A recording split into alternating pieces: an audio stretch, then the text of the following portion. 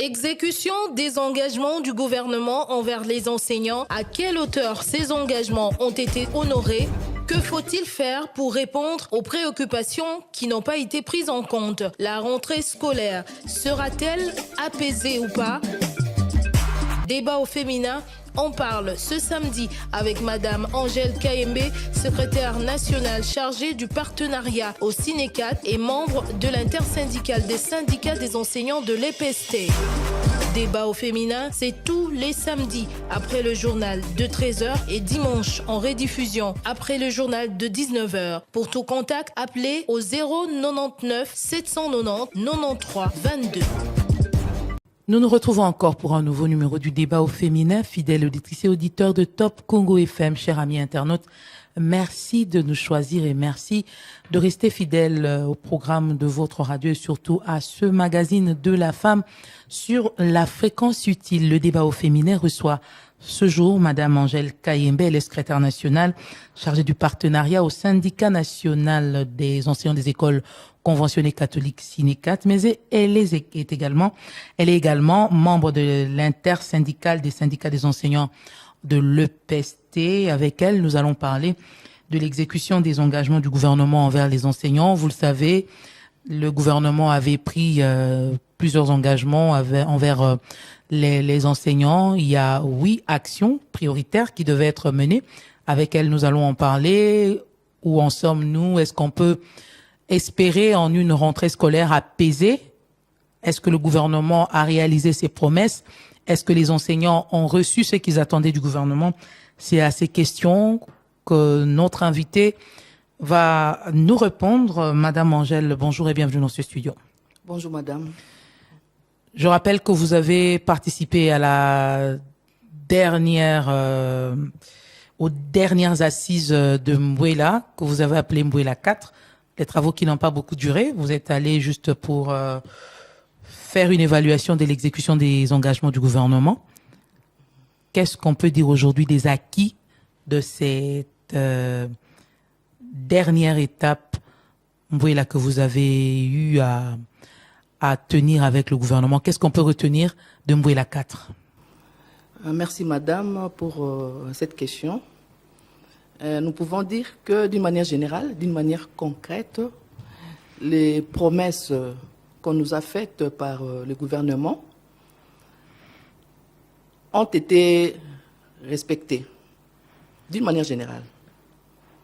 Mais pas avec un budget qui répond aux attentes des enseignants. Est-ce que vous pouvez nous rappeler rapidement ces 8 actions et nous dire, nous donner l'exécution de chacune des actions? Qu'est-ce que le gouvernement a fait? Qu'est-ce qu'il n'a pas fait par rapport à ces 8 actions? Oui, nous avons comme première action la mécanisation de nouvelles unités qui est à la hauteur de 13 058. Il y a aussi la correction de salaire. Là, les chiffres diffèrent. Il y a d'autres qui parlent de 13 082, d'autres 13 058. Moi, je vous donne ce que nous avons retenu comme dans les rapports finaux. OK. La mécanisation des nouvelles unités à la hauteur de 13 058. Il y a comme deuxième action la correction du salaire et la prime des enseignants à la hauteur de 63 461. Il y a la mécanisation des frais de fonctionnement. La correction des salaires, c'est quoi? Donc, il y avait des agents ou bien des enseignants qui étaient sous-payés. Alors, on a pu ajouter pour qu'ils soient à la hauteur de tout le monde. Or, il y a un autre syndicat, membre de l'intersyndicale toujours, pour ne pas le citer, le CIECO, qui a relevé dans sa dernière déclaration du week-end que la correction n'était pas effective. Si la correction a été effective, là, je parle de 63 461. Mais il y a encore des enseignants qui maintiennent leur salaire non corrigés, qui sont encore sous-payés. Nous y allons petit à petit. Comment est-ce qu'on en est arrivé à avoir des enseignants sous-payés? C'était dû à quoi? Oui, il y a par exemple un enseignant qui change de grade. Il a été 2-6 ou bien il a été gradué. Et après avoir obtenu son diplôme de licence, le salaire doit aussi augmenter. Mais celui qui maintenait son ancien salaire était sous-payé. Alors on a dû changer, on a dû corriger ce salaire-là. Ils sont nombreux, les enseignants, dans ce cas? Oui, il y avait 63 461 enseignants. qui ont vu leur salaire corrigé. Sur terrain, on peut vérifier. Et combien il en reste? Bon, je n'ai pas les chiffres, hein. Mais ils sont quand même nombreux. Moi, je ne pense pas. Je ne pense pas qu'ils sont nombreux. Nous y allons petit à petit. Ah, on y va, madame, avec les actions. Il y a aussi la mécanisation de frais de fonctionnement des écoles primaires. On a mécanisé ça à la hauteur de 508. Il y a la mécanisation des frais de fonctionnement des bureaux gestionnaires à la hauteur de 218. Il y a la correction des structures des écoles primaires. Il y a des écoles primaires qui ont changé de structure. Ça veut dire? Avec la gratuité, il y a des parents qui envoient beaucoup d'enfants à l'école et vous savez que la gratuité de l'école primaire est la priorité de son Excellence, Monsieur le Président de la République.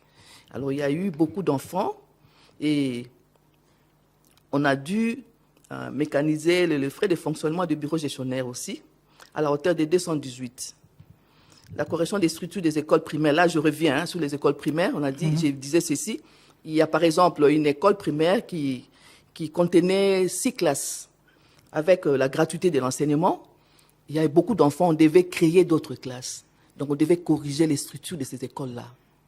Des 6 classes à 8 ou bien des 6 à 12, à 10, etc. Mais est-ce qu'on a changé aussi les conditions d'apprentissage? Vous en avez parlé parce que ici à Kinshasa, dans une école se trouvant à Matongé, nous avons été là avec le fonds de promotion de l'éducation et de la formation pour distribution des bancs. Oui. Les bancs sont arrivés, mais ça n'avait pas répondu aux besoins parce qu'il y avait encore d'autres élèves de cette école qui étudiaient à même le sol, d'autres avaient des morceaux de briques.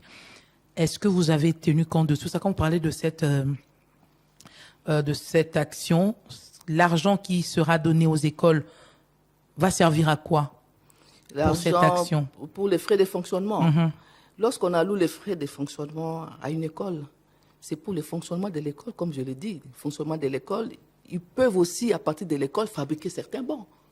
Ce qui ne se fait pas généralement. Justement, là, la faute ne revient pas à la hiérarchie au niveau de l'EPST. Mais est-ce que vous, syndicalistes, vous passez quand même dans des écoles, quand vous prenez ce genre... Vous signez des accords comme ça avec le gouvernement. Est-ce que vous allez dans les écoles pour faire le suivi? Par exemple, vous allez voir comment sont utilisés, par exemple, les frais de fonctionnement mis à la disposition des écoles, parce que des cas sont légion où il y a des écoles où les enfants étudient dans des conditions déplorables. Je vous parle de l'exemple de cette école qui est à Matongé. C'est sur la grande route, en face de VV Saint-Terre. Oui, je vois. Il y a une école. Je vois, oui. Les enfants à Matongé. Les enfants étudiaient à même les sols. Nous y avons été au courant de l'année scolaire passée. Les enfants étudiaient à même les sols. Oui. Parmi les actions, il y a le réajustement de frais de fonctionnement. Ces frais de fonctionnement doivent nécessairement servir à faire fonctionner l'école. Est-ce que l'intersyndicale mène aussi des missions dans les écoles pour vérifier comment ces frais sont gérés, ces frais? Même si l'intersyndicale ne va pas vers les écoles, mais il y a quand même les gestionnaires de ces écoles-là. Comme les écoles catholiques, conventionnées catholiques, il y a les gestionnaires. C'est géré par il y a le prêtre qui gère toutes les écoles catholiques. Mais avec les directeurs de ces écoles-là, il y a des réunions qui se tiennent. Et certains directeurs confondent les frais de fonctionnement à leur argent de poche, alors que ces frais de fonctionnement servent nécessairement à faire fonctionner les écoles. Acheter des bancs, acheter de la craie, parce que les parents ne payent pas au niveau primaire. Mais l'État alloue les frais de fonctionnement dans ces écoles. Donc, les écoles qui ont vu le nombre de salles de classe augmenter ont reçu un peu plus d'argent. Évidemment. Donc, ils doivent améliorer également les conditions d'apprentissage des élèves. Améliorer les conditions d'apprentissage des élèves et les conditions de travail des enseignants aussi. Il n'y a pas que les élèves, il y a des enseignants. Pour que les enseignants soient à la hauteur, pour qu'ils donnent une formation correcte et adéquate, il faut aussi que ces enseignants travaillent dans de très bonnes conditions. Et tout cela dépend de la manière dont le directeur utilise ses frais de fonctionnement.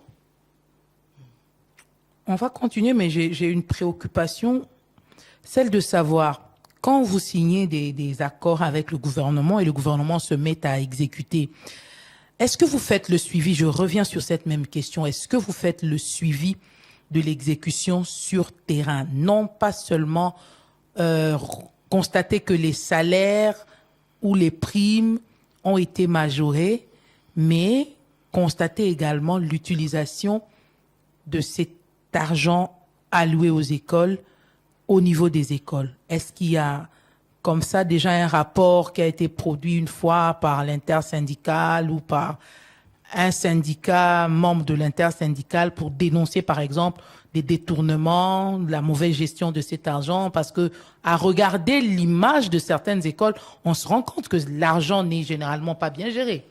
Oui, ce n'est pas vraiment dans nos attributions d'aller vérifier comment les directeurs, comment le préfet utilise ses frais de fonctionnement. Mais vous vous battez quand même pour que cet argent-là sorte. Il y a quand même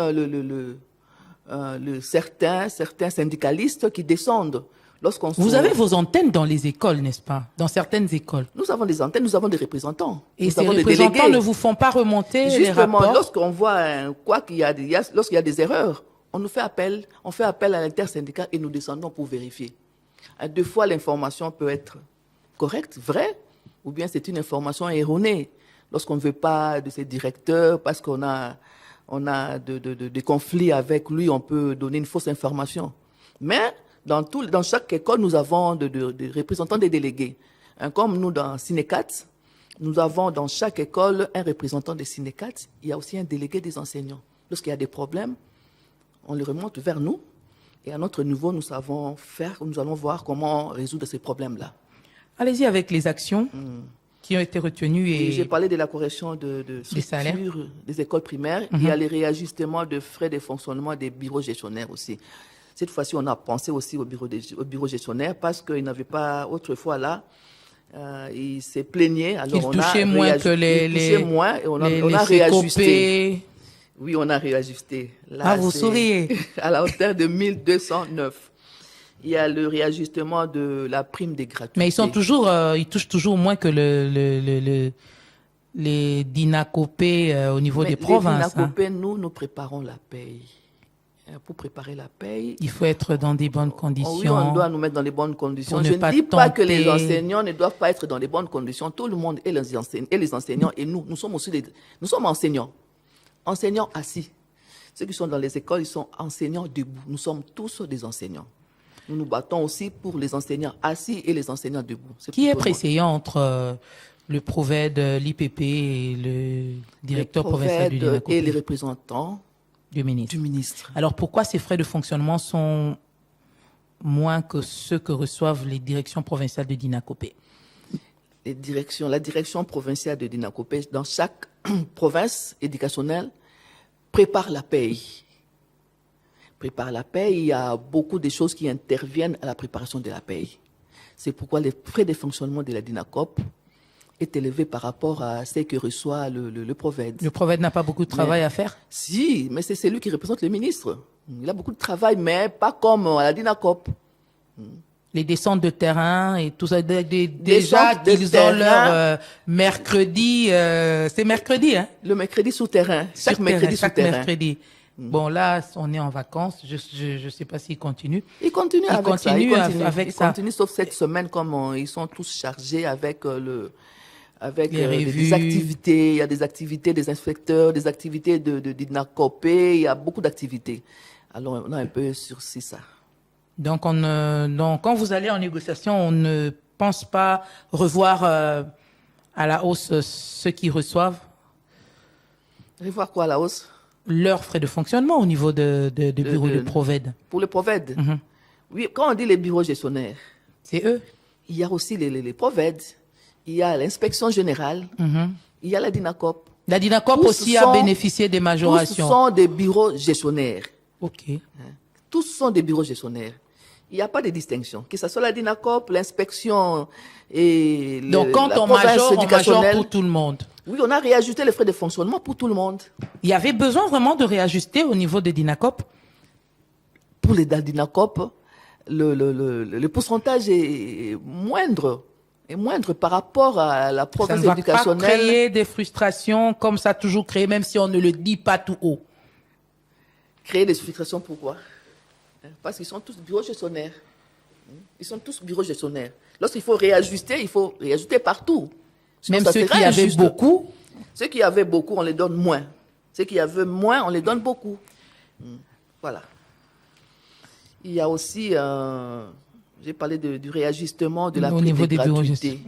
Pour la prime de gratuité, on avait prévu 50 000, mais on a donné 30 000. Pourquoi? Le 20 000 vont suivre. Quand? J'ai dit que nous y allons petit à petit. Ça va suivre. Vous n'avez pas fait il n'y avait pas un échéancier. On sait qu'avec vous, souvent, c'est la paye qui doit suivre là, c'est ça qui crée souvent des problèmes. C'est pourquoi j'avais dit que les négociations continuent. Les négociations continuent parce qu'il y a encore des choses que nous réclamons. Mais il y a un avantage pour le réajustement de la prime de gratuité parce que cette fois-ci, on a mécanisé la prime de gratuité. Donc, quand on paye le salaire... Ça passe directement. Directement et la prime de gratuité. Mais on devait attendre. Il y a quelques plaintes quand même au niveau des provinces. Certaines provinces se plaignent qu'on a pris un nombre inférieur par rapport aux autres. Comment vous avez... parce que nous avons la chance de vous avoir qui êtes également de la d'INACOP. Comment on a fait pour prendre les enseignants? Nous avons par exemple Boussinga qui se plaint sur nos antennes depuis le samedi pour dire qu'il y a à peine 125 enseignants qui sont concernés par cette prime et 9 écoles qui ont été mécanisées. Je ne donne que cet exemple-là parce que c'est ce que nous avons reçu ici comme plainte. Mais il y en a d'autres également. Nous avons également entendu les NU du secondaire se plaindre sur nos antennes pour dire qu'ils n'ont pas été concernés à quand leur paye. Mais pour revenir sur ceux qui sont concernés par cette prime de la gratuité, pourquoi dans d'autres provinces, il y a très peu d'enseignants qui ont été pris en charge? Madame, nous avons 60 provinces éducationnelles. Et dans chaque province éducationnelle, il y a des enseignants NU qui ont été payés. Il y a des écoles dont la prime de gratuité a été réajustée. Donc si la province éducationnelle se plaint, cette province-là se plaint, c'est tout le monde qui va se plaindre. Kinshasa va se plaindre, Congo central va se plaindre, Mbandaka va se plaindre. On commence toujours quelque part et nous y allons petit à petit jusqu'à ce qu'on va résoudre tous les problèmes des enseignants. Le deadline que vous êtes fixé, c'est quand pour absorber tous les NU, pour les payer, les prendre en charge? Vous vous êtes pas donné un échéancier pour vous dire qu'au plus tard, telle période, on doit avoir fini avec les NU? Il n'y a pas d'échéancier.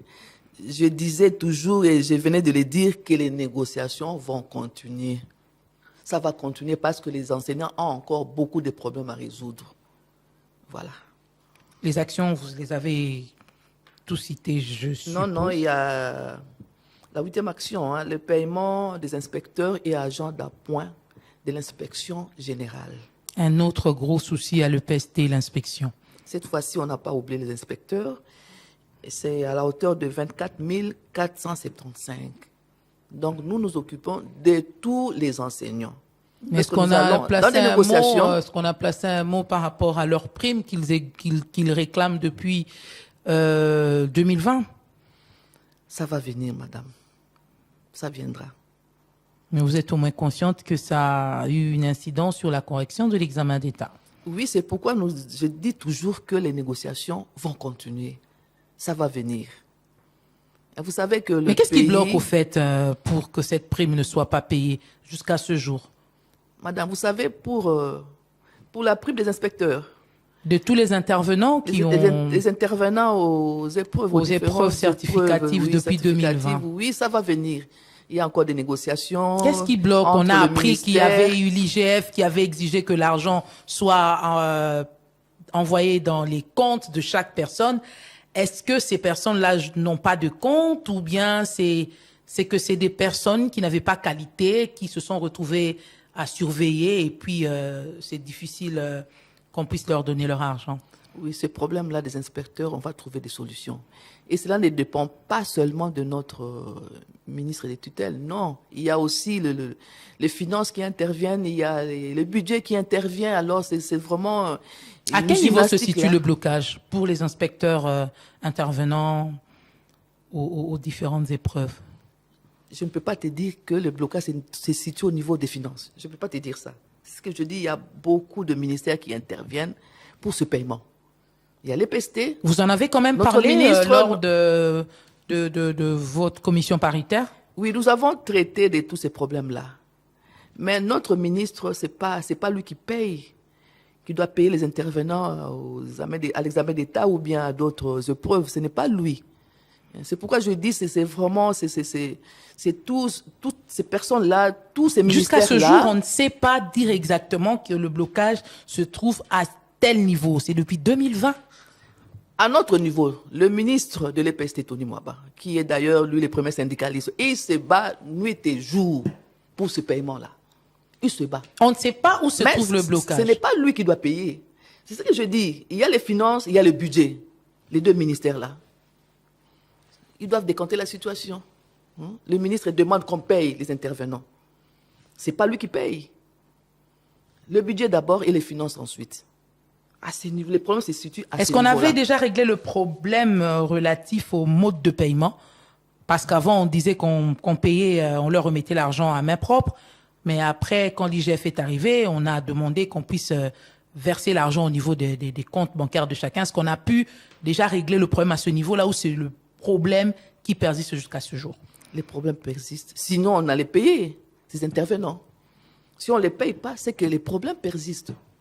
Mais je crois que le ministre va toujours se battre pour ce paiement-là. Il y aura un jour où on va payer ces intervenants. C'est ça notre souhait. Alors, par rapport aux actions, ces actions ont été exécutées à quel pourcentage? Bon, nous pouvons évaluer ça à 60%. Hein. 60% parce qu'il y a encore à faire. 60%. Il y a encore les grades transposés qui ne sont pas encore payés. Normalement, on devait payer ces grades transposés, mais cette action n'a pas été incluse à la paie du mois de juillet. On attend. Et puis, on ne pouvait pas intégrer cette action-là à la paie du mois de juillet parce qu'il y a une mission qui est en vue. Nous devons d'abord descendre souterrain pour comparer les listings de travail avec ce que nous allons ceci a été exécuté avec l'enveloppe de 22 millions, c'est ça? 22 milliards, madame. 22 milliards de francs congolais. 22 milliards, alors que nos besoins étaient à la hauteur de 42 milliards. Nous, au niveau de banque syndicale, nous avons demandé à ce qu'on nous donne 42 milliards pour résoudre nos problèmes. Mais le gouvernement nous a présenté 24 milliards 182 millions 722 053 francs. Les 40 et quelques milliards là vont aider à répondre à quelles revendications principalement? Le 8 actions que je venais de numérer, il y a la paye des grades transposés, il y a aussi la prise en charge des retraités. Avec les 42 milliards, on pouvait résoudre tous ces problèmes-là. Mais comme le gouvernement a mis à notre disposition 24 milliards, alors on ne s'est pas intégré, le gouvernement n'a pas pu intégrer toutes nos revendications. Il reste combien de NU qui ne sont pas encore payés à ce jour? Je n'ai pas les nombres précis de NU qui ne sont pas payés. Mais je crois qu'avec la DINACOPE, qui fait bien son travail, d'ici quelques années, on mettra fin à ce phénomène. D'ici quelques années, oui, parce qu'en une année, on ne peut pas terminer, on ne peut pas payer toutes les nouvelles unités. Hein? On ne peut pas payer toutes les unités. Il y a eu plusieurs missions d'identification qui ont été organisées. Oui. En 2020, je crois, il y avait... On n'a toujours pas leur chiffre exact? Le chiffre est connu, mais moi, présentement, là, je n'ai pas le chiffre. Ce que j'ai, c'est le 13 058 qui ont été payés. Mais on finira à payer tout le monde, madame.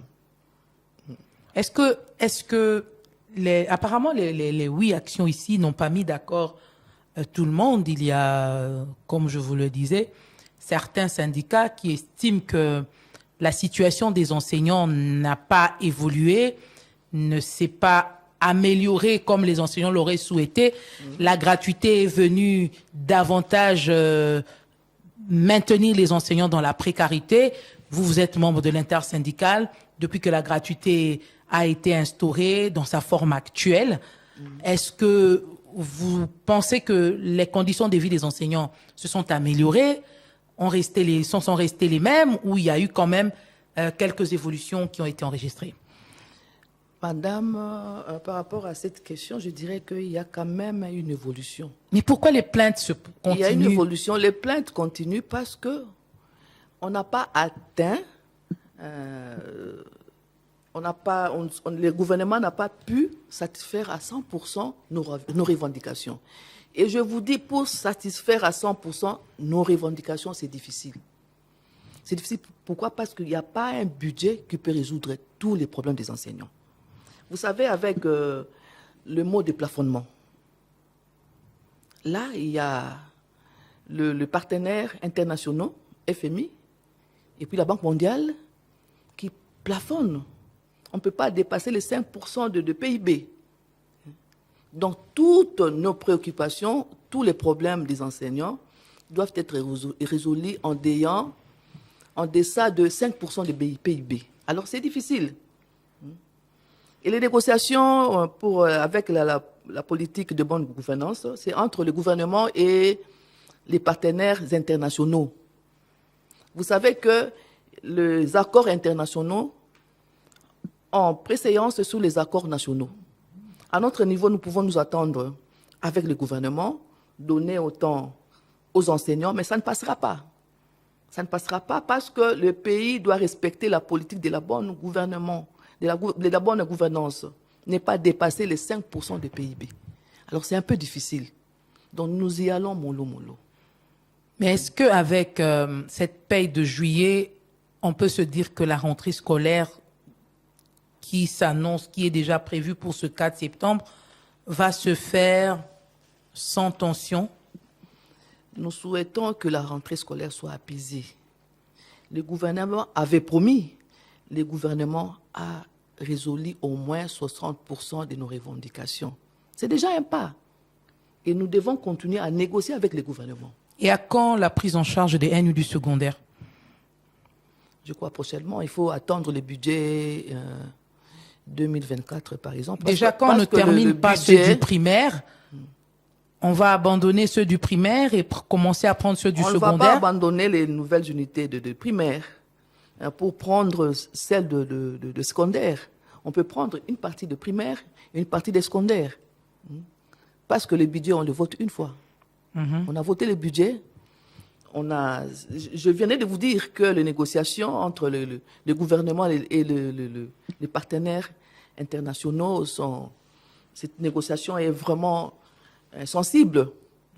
Parce que les partenaires internationaux ont préséance sur les accords nationaux. Donc on doit respecter les 5% des PIB. Sinon le pays est sanctionné.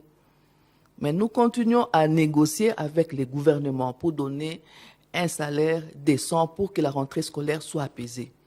Il a répondu à 60%, il y a encore 40%. Nous continuons à négocier.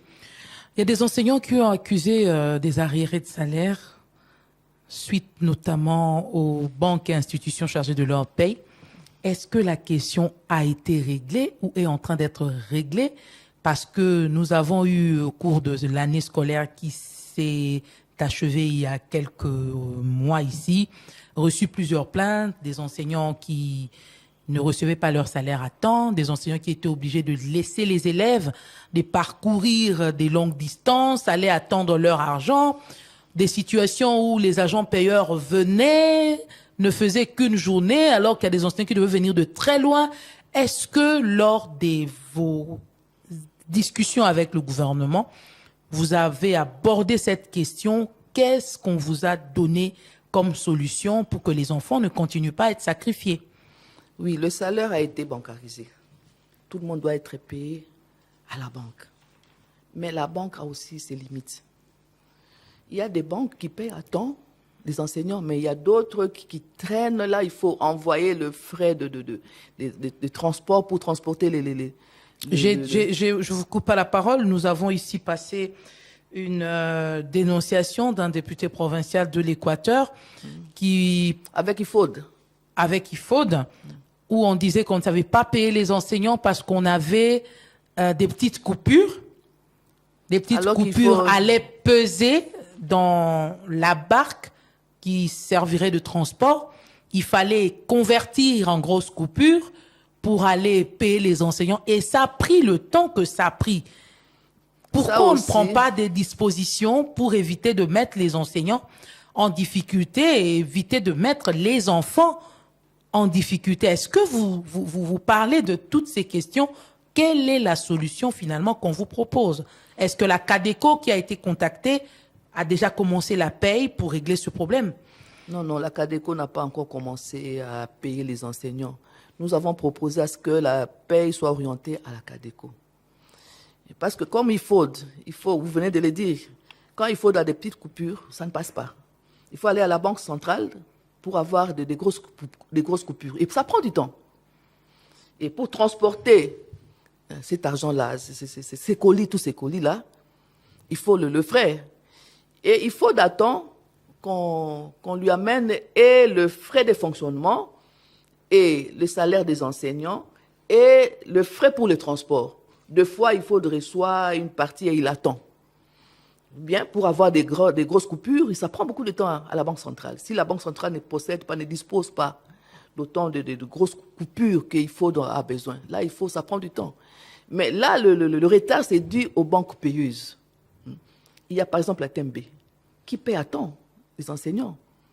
Et nous avons demandé que les enseignants quittent IFOD pour le CADECO. Je crois que ça va aller. C'est ça notre souhait, mais il y a certains qui disent qu'avec la CADECO, il faut que la CADECO soit réhabilitée d'abord. Soit réhabilitée. Il faut qu'il y ait au moins un peu d'argent pour qu'on oriente le salaire des enseignants là-bas. Ça veut dire qu'on est parti pour d'autres. On est parti pour d'autres revendications. Déjà l'année qui va commencer, on n'a pas résolu ce problème-là, des retards. Oui, là, c'est au niveau des banques payeuses. On en a parlé avec la Banque centrale qui doit orienter aussi, qui doit alimenter les banques payeuses. Attends. À Kinshasa, ça ne pose pas de problème. Mais à l'intérieur, c'est là où les problèmes se posent. Parce que des fois, il n'y a pas de banque. Et il faut d'attendre. Il doit transporter ces frais-là. Ça prend beaucoup de temps. Bancariser, c'est bon. Mais il y a des limites. Dans les fins fonds là-bas, il n'y a pas de banque. Il y avait combien de participants aux assises de Mbrela? Bon, on était nombreux, hein. On était nombreux, comme d'habitude. Une centaine? Une centaine, oui, comme d'habitude. Est-ce que ça nécessite toujours autant de personnes? Parce que plusieurs dénoncent ce nombre de personnes que vous emmenez, qui vont là-bas. Est-ce que tous les syndicats doivent avoir au moins 3 délégués pour aller, ou vous pouvez partir avec un nombre plus restreint pour limiter également les dépenses, parce que là où vous allez, ça vous coûte également de l'argent, ça coûte de l'argent au trésor public. Pourquoi les dénonciations de vos autres collègues enseignants ne change pas quelque chose? On sait que Mbrela aujourd'hui est devenu comme une rencontre où l'on va se faire de l'argent, où l'on sait qu'on sortira avec des perdièmes. Je me pose toujours la question de savoir est-ce que les perdièmes reçus là-bas profitent également aux syndicats, ou c'est seulement vous, syndicalistes participants aux travaux, qui vous renflouez les poches et puis les syndicats sont oubliés. Pourquoi il faut emmener autant de personnes, surtout du côté syndicaliste? Madame, je suis mal placée pour répondre à cette question. Moi, je suis syndicaliste. Ce n'est pas les syndicats qui convoquent ces assises. C'est le gouvernement. Mais pourquoi vous-même, vous ne dites pas au gouvernement, nous sommes trop nombreux? Nous envoie les invitations. C'est combien de délégués par syndicat à peu près? Ah, ça dépend. Ça dépend. C'est le gouvernement qui organise. Il nous envoie les invitations. Nous répondons à l'invitation du gouvernement. C'est le gouvernement qui doit répondre pourquoi il prend autant de gens. Et puis, c'est l'inclusivité, madame. On doit appeler tout le parti. Si on prenait par exemple le président, le secrétaire général, ou peut-être 2 par syndicat, ça ne diminuerait pas le nombre des personnes? Là, la question, il faut poser au gouvernement. C'est lui qui organise ces assises. J'ai suivi un enseignant qui est intervenu dans notre émission Le Débat qui disait nous, NU du secondaire, nous ne sommes pas payés. Je me demande si les enseignants, ceux qui vont participer à Mbouela, se penchent aussi sur notre question. Sinon, t'es au Koloba. Ce qui est vrai, c'est que ceux qui vont là-bas, leur train de vie n'est pas le même que tous les autres enseignants. Madame, ça, c'est ce que les enseignants disent, c'est ce qu'ils pensent. C'est un travail, nous allons travailler. Tout travail mérite une récompense. C'est notre récompense. Mais pourquoi c'est toujours les mêmes têtes qui partent? On nous donne ce per diem suite à ce travail-là abattu. Pourquoi c'est toujours les mêmes têtes? C'est pas seulement les mêmes têtes. C'est pas seulement les mêmes Vous faites têtes. la rotation? Chez nous, à Sinecat, dans notre syndicat, il y a la rotation. On ne prend pas toujours les mêmes personnes. Va oui. Faire à son tour. Oui, on ne prend pas les mêmes personnes. Mais il y a des personnes qui sont vraiment importantes deux fois. Comme chez nous, il y a une dame qui sait bien calculer les pourcentages de salaire. On ne peut pas prendre un francophone ou bien un anglophone. On prend celle-là qui connaît bien comment on dit, les calculs. Mais vous, ça ne vous dérange pas de vous retrouver, d'avoir autant de personnes qui vont et puis après... c'est vrai que cette fois, il n'y a pas eu beaucoup de dénonciations. Il n'y a pas eu des gens qui se sont plaints, qu'on nous a laissés. Malgré que vous alliez à autant de personnes, il y en a encore d'autres qui se plaignaient pour dire que nous, on nous a oubliés. Non, mais cette fois, on n'a quand même pas eu... ceux qui ont dénoncé le fait qu'ils ont été abandonnés. On voit comment les syndicalistes tremblent ici, pleurent, se plaignent quand ils restent. C'est les gouvernements qui nous invitent. Les gouvernements disent... Est-ce que vous avez déjà une fois dit au gouvernement aussi, bon, chers partenaires, nous sommes nombreux, puisque nous sommes à la recherche de l'argent, si prochainement vous pouvez... Inviter 500 personnes. Diminuer le nombre pour que cet argent serve peut-être à autre chose. Pour les syndicalistes, on prend ceux qui sont du nord, du sud, de l'est et de l'ouest. Il y a des écoles conventionnées, catholiques, protestantes, kimbanguistes, toutes ces représentativités-là. Ils doivent être présents. Hein? On ne doit pas exclure certaines personnes, non. C'est ce qui justifie... Parce qu'on dit l'union fait la force. C'est ce qui justifie le nombre élevé de participants aux assises. Là, il faut poser la question au gouvernement. Qui nous invite ? Ce n'est pas nous-mêmes qui établissons les invitations, madame. Je ne fais que renchérir ce que vous venez de dire. Vous avez dit que c'est des travaux qui ne sont pas, qui n'excluent pas, mais qui rassemblent toutes les tendances pour avoir l'avis de tous. Qu'est-ce que vous direz à ceux qui pensent que c'est des travaux budgétivores qui ne servent à rien? Ah, là, ils sont responsables. Et pourquoi ils disent ça? Parce qu'ils n'ont pas participé à ces travaux-là. Quand on les invitait, ils étaient là, ils participaient. Comme ils étaient écartés, alors ça devient des travaux budgétivores. Non. Non. De choc d'idées, jaillit la lumière. L'union fait la force. On a besoin de tous ces mondes-là qui apportent une pierre à l'édifice. Voilà. Est-ce que la représentativité de la femme est... Et il y en a quand même. Est-ce qu'il y a beaucoup de femmes? Oui, chez nous, au Sinecat... Non, quand vous y allez, hein, tous. D'une manière générale, non. D'une manière générale, non. Nous, on se bat pour que la femme soit représentée. Mais dans notre syndicat, on respecte ça. On respecte. Cette fois-ci, il y avait 2. Au niveau national, il y avait 2 messieurs et moi. On était à 3. Au niveau des provinces, il n'y avait que 2 femmes, avec beaucoup de messieurs. Ça, on implore ça, mais ça va changer. D'une manière générale, vraiment, les femmes ne sont pas nombreuses. Alors, qu'est-ce qui reste à faire aujourd'hui pour répondre aux revendications des enseignants et quelles sont les revendications qui n'ont pas encore trouvé des réponses pour lesquelles vous devez continuer à vous battre? Oui, je venais de parler du paiement de grades transposés. Là, ça dépend maintenant, ça dépend de la mission que nous allons réaliser d'ici la fin du mois. Pour qu'on paye les grades transposés, il faut descendre sur terrain, comparer les listings de travail avec ce que nous allons trouver sur terrain. Des missions pléthoriques, comme certains le disent encore. Pas pléthoriques, parce que c'est à travers tous les pays. Nous avons 60 provinces éducationnelles. Et dans chaque province, il faut un syndicaliste ou bien 2 syndicalistes avec un expert de la DINACOP. Et si on prend 3 par province, il faut multiplier par 60, on a au moins 180. Parce que c'est un travail qui demande beaucoup de concentration. Et dans ces provinces-là, il y a des antennes qui sont éloignées des territoires. Là, il faut des kilomètres et des kilomètres. On doit être nombreux. Une personne ne peut pas seule faire tout ce travail-là. Et souvent, lorsqu'on va dans des provinces, on ne termine pas le travail. Est-ce que les gens doivent toujours venir de Kinshasa pour aller là-bas? Pourquoi on ne prendrait pas des gens qui viennent des chefs-lieux pour descendre? Oui, on travaille avec ceux qui sont sur place aussi. Lorsqu'on va descendre sur le terrain, nous allons prendre aussi des syndicalistes locaux qui sont de là et les experts de la DINACOP. C'est comme ça qu'on travaille. Il y a beaucoup d'écoles, il y a beaucoup d'axes. 2, 3 personnes ne suffisent pas pour faire ce travail-là. Donc, on a besoin de beaucoup de gens, de beaucoup de syndicalistes et de beaucoup d'experts pour faire un bon travail. Sinon, le travail sera un peu négligé et on n'aura pas de résultats attendus. Il y a les déclarations que j'ai vues, les dernières déclarations des enseignants que j'ai vues, ils reviennent sur la prise en charge médicale.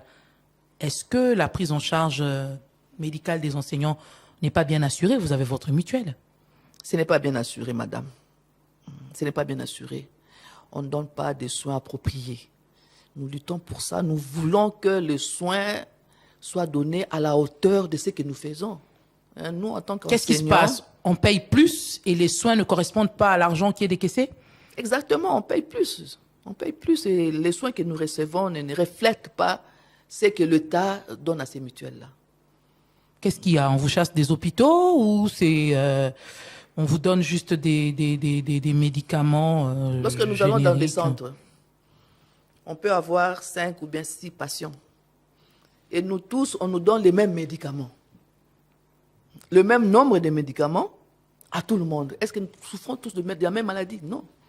C'est qu'il y a un problème, madame. Ça veut dire? Donnez-nous un exemple concret. Moi, j'ai la malaria. Toi, tu as la typhoïde. L'autre, je ne sais pas quelle maladie. On donne à tout le monde les mêmes nombres de médicaments et les mêmes médicaments, les mêmes produits. C'est qu'il y a un problème. Est-ce qu'il y a des médicaments qui soignent toutes les maladies? Non. Il y a un problème. On doit revoir les soins qu'on doit donner. Qu'est-ce qui doit être fait? Qu'est-ce qui doit être fait? Qu'on audite un peu la MESP, qu'on audite la MESP. Qu'est-ce qui se passe? Pourquoi les soins ne sont pas appropriés? Mais c'est des syndicalistes qui sont là-bas aussi? Oui, ce sont les syndicalistes, oui, qui dirigent la MESP. Mais rien n'empêche que... Au contraire, s'il y a un syndicaliste à la tête de la MESP, il faut que les soins soient appropriés.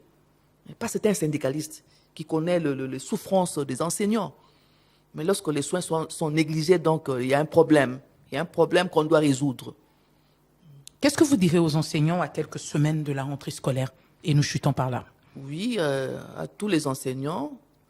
Surtout à ceux-là qui n'ont pas été pris en compte par les actions qui ont été menées au cours de cette paye de juillet. Les revendications continuent. Nous irons encore vers les gouvernements, vers nos partenaires, pour demander à ce que tout ce que nous avons demandé comme revendication soit pris en compte. Et nous voulons une rentrée scolaire apaisée. Aux gestionnaires, ils doivent mettre les enseignants dans de bonnes conditions de travail. Lorsqu'un enseignant n'est pas dans de bonnes conditions de travail, ça sera difficile d'enseigner nos enfants, et ce sont nos enfants. Donc, nous voulons... Et au NU du secondaire, vous dites quoi? Pour ceux du secondaire, vous savez qu'au secondaire, il y a les parents qui payent certains frais. Certains frais pour les frais de fonctionnement, et un peu on l'oriente aux enseignants. Donc, nous voulons une rentrée scolaire apaisée. Nous continuons avec nos revendications, avec les négociations. Aujourd'hui, c'est 60%. Demain ou bien après-demain, ça peut aller à 80%. S'il n'y a pas de négociations, donc on a répondu à toutes nos attentes. Non, il y a encore des choses à faire au niveau du gouvernement. Donc, que les gouvernements ne baissent pas les bras, qu'ils continuent à nous mettre à l'aise, à répondre à nos préoccupations, parce qu'il y en a encore. Le gouvernement appelé à continuer à mettre à l'aise les enseignants. Des actions ont été menées, des actions ont été posées, mais ça n'a pas répondu à toutes les revendications des enseignants, des revendications qui demeurent, des revendications qui ont reçu des réponses, mais pas totalement. Madame Angèle Kayembe, merci à vous d'avoir répondu à notre invitation. Je rappelle que vous êtes secrétaire nationale chargée du partenariat au Synécat, mais également membre de l'intersyndicale des syndicats des enseignants de l'EPST. Avec vous, nous avons largement parlé de l'exécution des engagements du gouvernement envers les enseignants. Merci à Miguel Mena qui a coordonné, Patrick Mungongo qui a assuré la prise de vue. Merci à Chris Bivoula qui a assuré la prise de son. Isabelle Mengo qui nous aide dans la préparation. N'oubliez pas, le rendez-vous, c'est tous les samedis après le journal de 13h en rediffusion les dimanches. Après le journal de 19h, Dieu nous prête envie. Nous allons nous retrouver la semaine prochaine pour un prochain numéro. D'ici là, portez-vous bien. Au revoir. Exécution des engagements du gouvernement envers les enseignants. À quelle hauteur ces engagements ont été honorés? Que faut-il faire pour répondre aux préoccupations qui n'ont pas été prises en compte? La rentrée scolaire sera-t-elle apaisée ou pas? Débat au féminin. On parle ce samedi avec Madame Angèle Kayembe, secrétaire nationale chargée du partenariat au Synécat et membre de l'intersyndicale des syndicats des enseignants de l'EPST. Débat au féminin, c'est tous les samedis après le journal de 13h et dimanche en rediffusion après le journal de 19h. Pour tout contact, appelez au 099 790 93 22.